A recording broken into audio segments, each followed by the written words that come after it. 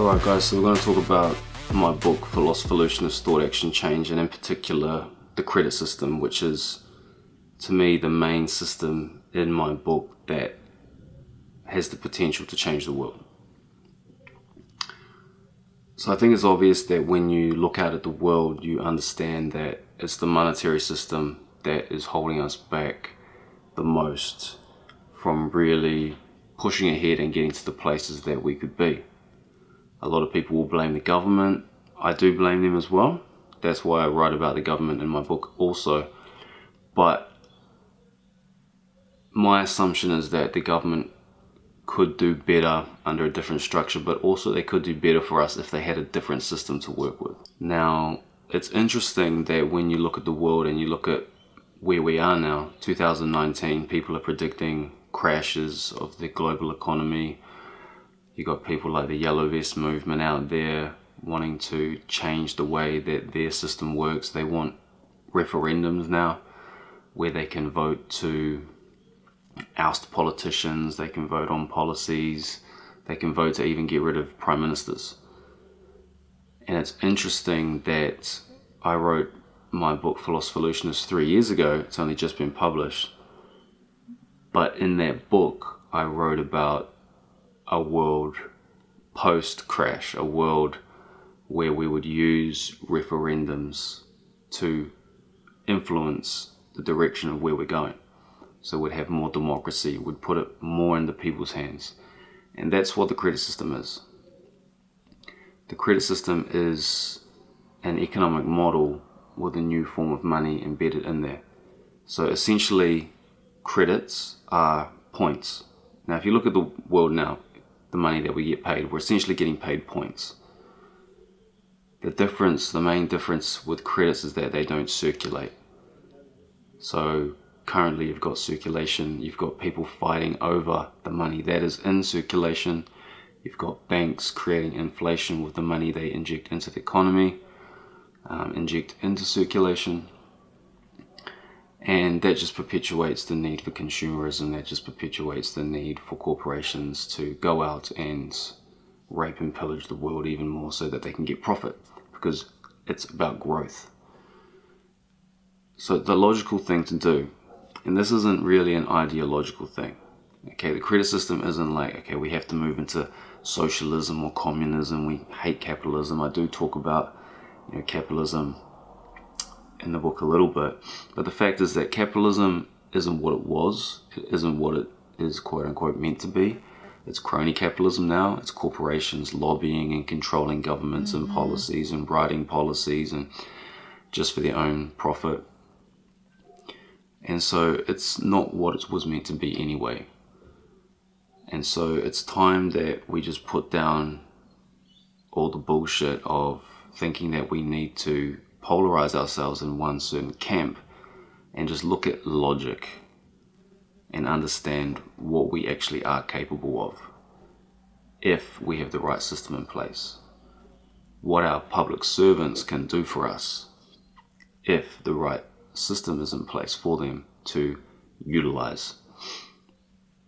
Now, the credit system, like what these Yellow Vest people want, is based around the benefit to society principle, which is voting, which is referendums, where people vote to create a vision for their region and for the nation, which the credit system which is centralized, led by our public servants, will then mold around.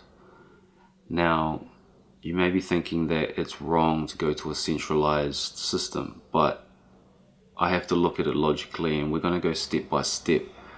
I don't think that people are ready.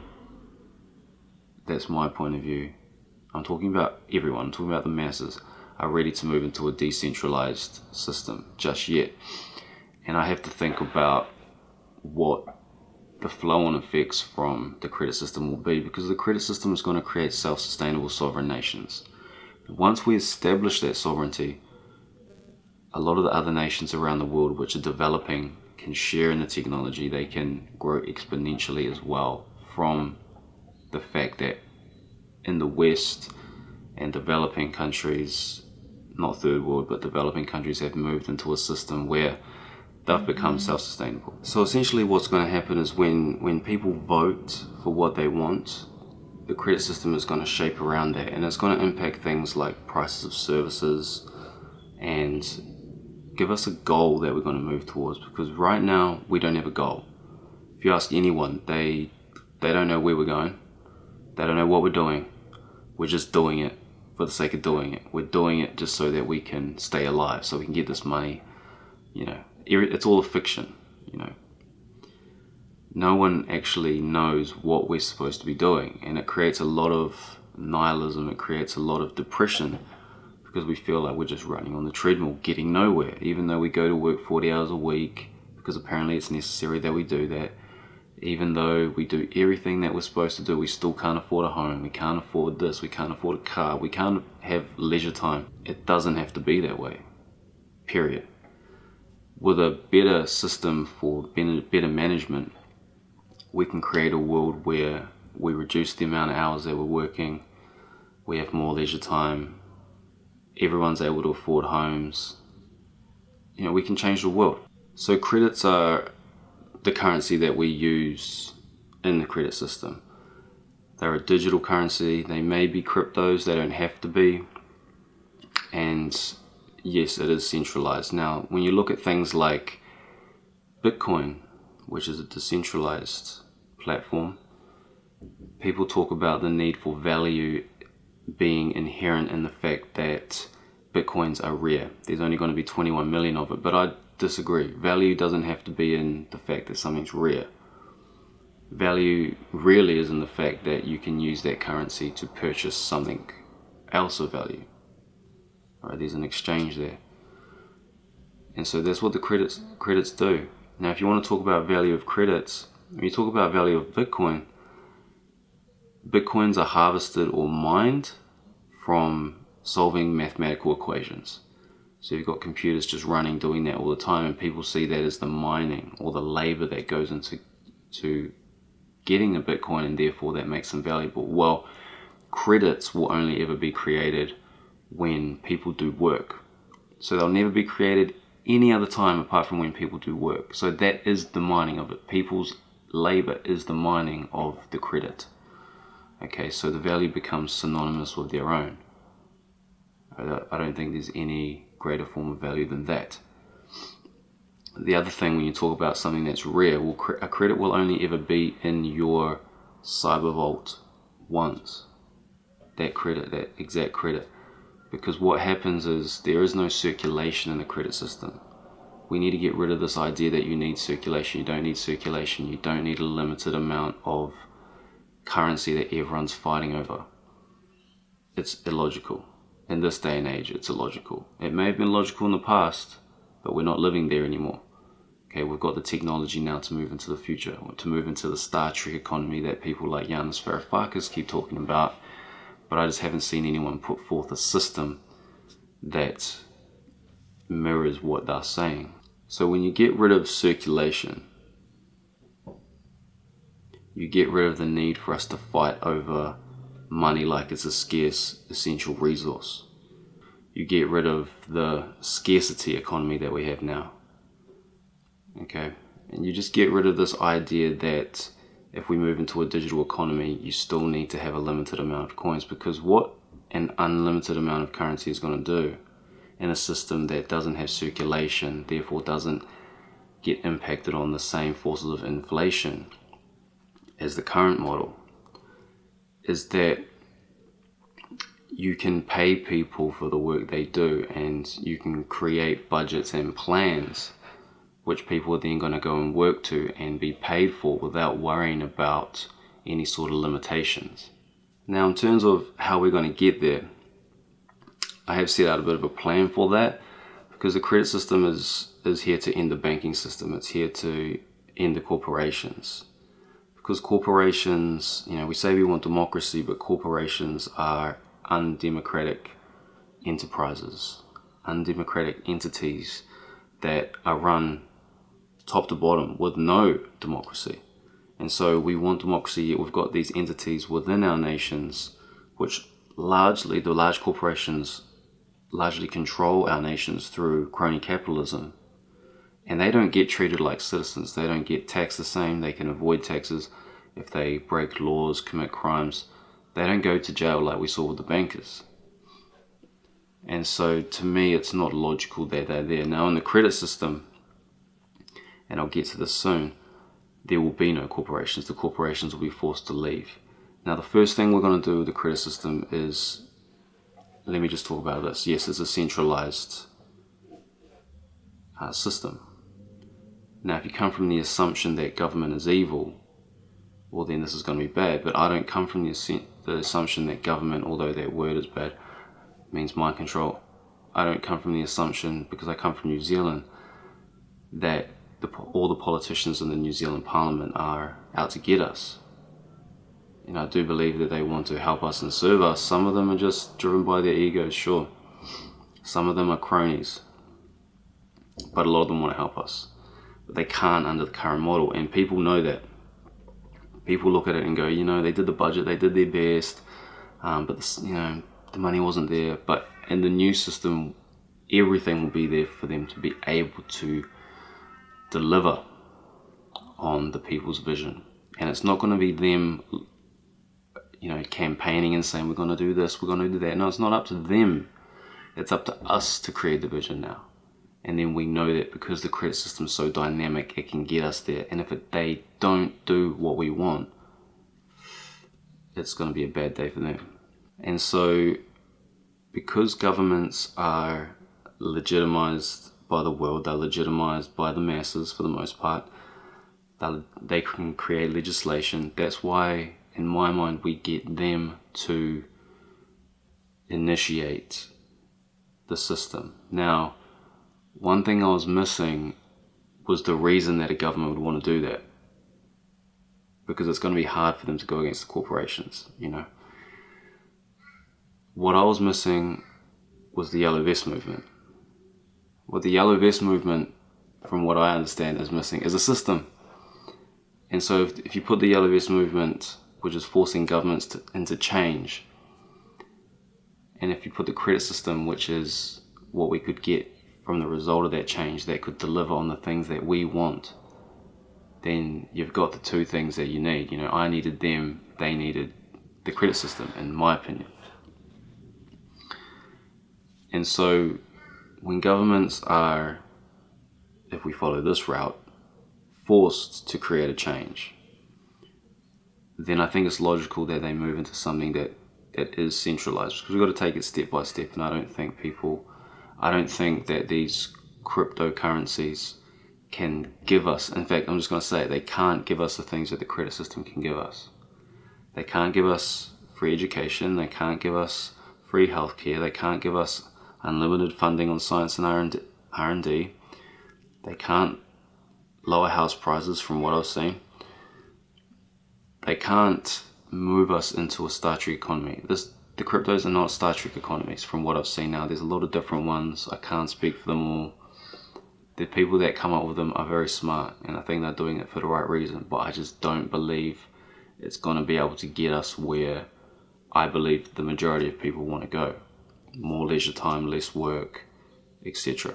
Once the government has set up the program, once they have set up the point of sales, they will get the local businesses, manufacturers, growers involved, because it's very essential. This is the most essential part to me, is that we get these people involved so that we have a platform, a foundation to launch from, because we need these local businesses and manufacturers and growers, because we're going to become a self-sustainable sovereign nation. So we need our local businesses to get on board, and we can incentivize ways for them to do that. The other thing is that the next step is to actually start paying people credit. So people like myself will be getting paid my normal wage, then credits as well. I'll be getting taxed more on my normal wage. So will the corporation that I work for, to help pay off public debt, so that once public debt is paid off, we can move into the full incorporation stage of the credit system. Now we want to pay off public debt, because if we don't, then other countries that are run by these people, these corporations, the people with the agenda, have have a reason, perhaps, to bomb us, to sanction us. No doubt they already will do that, sanction. They have a reason to paint us as the bad guy. So we do things legit. Okay, to me, that's just my opinion. It could work a different way, but to me, that's one way of doing it. Now, once that is over, what you'll see is the corporations will have to leave, because when the full incorporation of the credit system comes in, there's caps. So there's a limit on how much you can earn. Now, people might not like that, but you have to understand in the credit system, you'll be able to afford a home on what you earn, you'll be able to afford a car, everything. And we'll be making our own cars. We're making our own TVs, our own phones, because we'll just be trading for raw materials for the most part. We don't need other nations to create stuff for us. We can look after ourselves. So the rate of employment will go up, because we'll need these people to be working. We'll need everyone to be working. But as technology is established in our countries, as factories are set up, as we get more established in what we want to do through the scaling up process, people will be able to then scale down. They'll get to optimization soon and work less. But in terms of the corporations, they won't be getting paid anything. Only people get paid in the credit system. There is no stock market. You can't invest in a business. It's irrelevant. We don't need it. Okay, so in the credit system, only people get paid. Now, because there's a limit, say that limit was $5 million. For you, that would be a lot. But for a corporation, multinational corporation, that would be unacceptable. And so they're going to be forced to leave. And what happens? Entrepreneurs rise. Small business rises, takes its place. The void gets filled. Okay, that's just inevitable. And that's how we become self-sustainable and sovereign, and we go back to a world where we have, a vast array of different businesses. Small businesses, people doing the things that they want to do with their lives.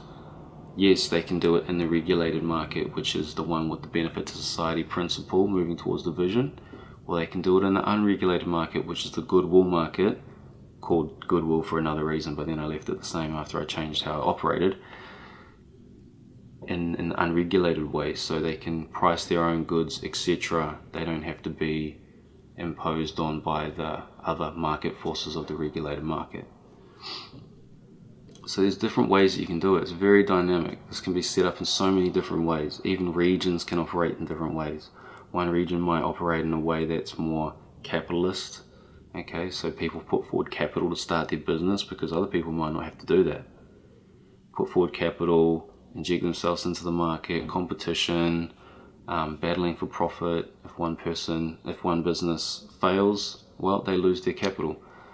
The way that I've done it, that doesn't necessarily have to happen. So you can have different regions operating within the same system structure, still able to trade, still able to interact. But because the people of the region share different views, the way businesses operate are different. And that's just how dynamic the credit system is. Now, one thing that people should know about the credit system as well, there's no tax. There's no need for tax. So there's no tax, there's no need for insurance, because remember, services are free. So when you go into a shop, that person is normally relying on your credits, your money. They don't need your money anymore, because they're getting paid by the credit department for providing a service. When the plumber comes to your house, they don't give you some shoddy quote anymore. If you need some parts, that's good, you'll pay for that. But their service, you won't pay for, because they'll already be getting paid anyway for the work they're doing. So for example, if you have an insurance claim, the people that are going to service your need, so fix your car for example, or fix your house, they'll come around. They will do that, and you won't even have to pay them, because they'll be doing it and getting paid. So you won't need tax, you won't need insurance. There's so many things that we won't need that become irrelevant because of the technology. Like I said, it's not an ideological thing, it's a logic thing. It's a what can we do now with the technology that we have, and what's going to be logical, and what's going to be democratic, and what's going to work for the majority of people. Okay, so I'll just go through optimization with you guys now. Optimization is a principle that is based around efficiency and self-sustainability. So what we're trying to do with optimization is find the optimum level of operation, which means working as little as we can, essentially. People can work more if they want, but why would you want to? The technology that we have, with the new system that we have, we can move them towards a world where people have far more leisure time. So optimization looks at the benefit to society and says, okay, what do people want? Okay, they want better technology so that we can enhance their lives. They want new hospitals, they want new schools, they want a better level of living. So then people in those areas, builders, tradesmen, the people that are building the hospitals and schools, the scientists that are doing the R&D, they get paid more because there's a higher level of benefit to society. It's in high demand, plus they are also in areas of work which are like pillars to society, essentially. Tradesmen, we need them. Scientists, we need them. Okay, just like teachers, just like doctors and nurses, there's just like farmers, there are certain things that will always be paid well because they are a necessity to life and to a well-developed society. So what's going to happen is, when we've scaled up, when we've created these things that we need, that we wanted, that the people wanted, we've got new technologies, then we can say, okay, we've reached that level, now we want to dial it back, now we want to scale down to find the optimal level of work where we can have the most leisure time possible and only do the work that we need to do to maximize our way of life. So essentially optimization is the scaling up and then scaling down to find the optimum level that we can live at and survive at with working as less as possible. Because I believe, that's my assumption, that's what people want. We can do more with our families, we can philosophize more and do more art and travel more and explore more. We don't have to be locked into these jobs, because, as I say, and no one knows why we have to do it, because it's because of the economy. The economy needs us. The government needs to tax us. The corporations need to earn money off us. But none of that does anything for us. And so when we move into the credit system, say goodbye to tax, say goodbye to the corporations, say goodbye to working 40 hours a week. It's all illogical. None of it needs to happen. Now, I'm not saying that it's going to be easy. I mean, obviously it's going to be tumultuous, and no one that creates a new system, I don't care who they are, no one knows what's going to happen once that system gets implemented. And if they tell you that they do know, well, then they're lying. Because I don't know exactly the effect, or even writing what I've written, I understand that not all of it is going to be implemented the way I've said.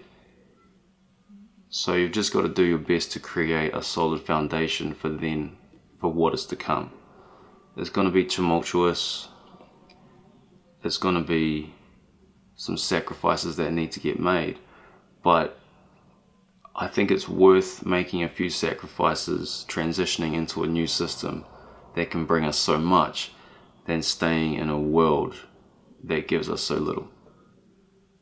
That is so illogical, and people are so unsatisfied with. Okay? Because society is like a human being, because it's made up of human beings. And for a human being to evolve, you have to go through the trials. You have to make sacrifices. You have to empty your cup so you can fill it with something else. And if society is not, if we're not willing to do that on a societal level, then we won't ever go to the next level. We'll only go to the places that, quote unquote, they want to take us, instead of the places that we want to be. So that's enough about the credit system. I've spoken about most of it, how it works. If you guys want to find out more, then you have to read my book, Philosopholutionist, Thought, Action, Change. It's on Amazon. It's on other online book retailers. Just Google it. I'll also have a link in the description for you. And I'll be back with some more videos talking about my book and talking about a few other things soon. Until then, See ya.